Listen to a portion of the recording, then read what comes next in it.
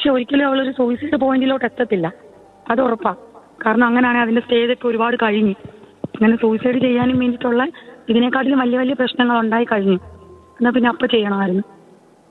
ഇപ്പൊ ഇത്ര ഹാപ്പി ആയിട്ടാണ് തലേന്ന് സംസാരിച്ചത്, നല്ല ഹാപ്പി ആയിട്ടാണ് ജോലിക്ക് കയറുന്നതിന്റെ ആ ഒരു സന്തോഷത്തിലാണ് ഇരുന്നത്.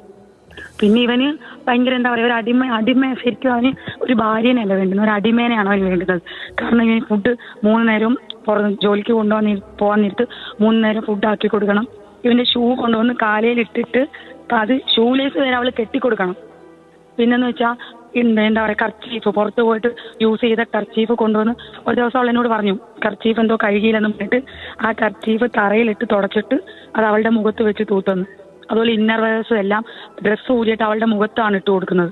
അങ്ങനത്തെ ഒരുപാട് കാര്യങ്ങൾ ചെയ്തിട്ടുള്ളതൊക്കെ അവൾ പറഞ്ഞിട്ടുണ്ട്. എല്ലാം കൈക്കൊണ്ടില്ലേ. ആ പെൺകുട്ടിയിൽ അവൻ കാണിച്ച തന്തയ്ക്ക് പ്രകാശിക എന്തൊക്കെയാണെന്നുള്ളത് നമുക്ക് ഈ ഒരു വാർത്ത കേൾക്കും